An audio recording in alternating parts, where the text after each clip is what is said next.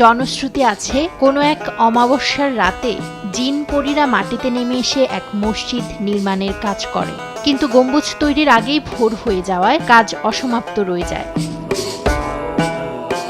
ফলে গম্বুজ ছাড়াই গড়ে ওঠে ঠাকুরগাঁওয়ের বালিয়া ইউনিয়নের ঐতিহ্যবাহী বালিয়া মসজিদ, যেটি স্থানীয়দের কাছে পরিচিত জিনের মসজিদ হিসেবে। যদিও ইতিহাস বলছে, জমিদার মেহেরবক্স চৌধুরী ঊনবিংশ শতাব্দীর শেষ ভাগে এই মসজিদ তৈরির পরিকল্পনা করেন। এজন্য দিল্লির আগ্রা মতান্তরে মুর্শিদাবাদ থেকে স্থপতি আনা হয়, কিন্তু হঠাৎ প্রধান স্থপতির মৃত্যুর ফলে মসজিদ নির্মাণের কাজ থেমে যায়। পরে মেহেরবক্স স্থানীয় কারিগরের সহায়তায় মসজিদ নির্মাণের চেষ্টা করেও সফল হননি। ১৯১০ সালে মারা যান মেহেরবক্স।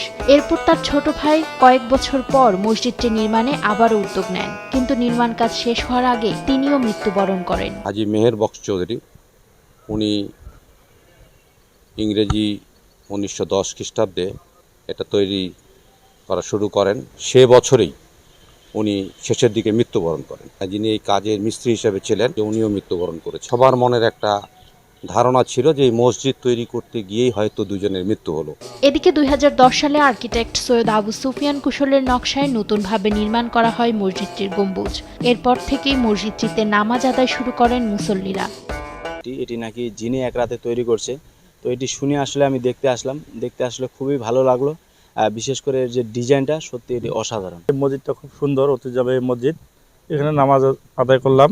আর মসজিদের কারুকাজগুলো খুব সুন্দর। জিন মসজিদ দেখতে আসলাম, অনেক ভালোই লাগলো আর কি। মসজিদটি আয়তাকার কমপ্লেক্সে অবস্থিত। আয়তাকার কমপ্লেক্সটি সিঁড়িসহ প্রবেশপথ, খোলা চত্বর ও মূল ভবন বা নামাজ ঘর এই ৩ অংশে বিভক্ত। এর মূল ভবনটি পূর্ব পশ্চিমে ২৫ ফুট ১১ ইঞ্চি প্রশস্ত। প্ল্যাটফর্ম হতে মসজিদটির ছাদ ১৭ ফুট উঁচু। মসজিদের ছাদে একই সাইজের ৩টি গম্বুজ ও ৮টি মিনার আছে। মসজিদের দেয়ালের বিভিন্ন স্থানে ইট কেটে করা হয়েছে নকশা। শত বছরের পুরনো এই মসজিদের অসাধারণ নির্মাণ শৈলী ও অপূর্ব কারুকাজ মুগ্ধ করে দর্শনার্থীদের। News desk,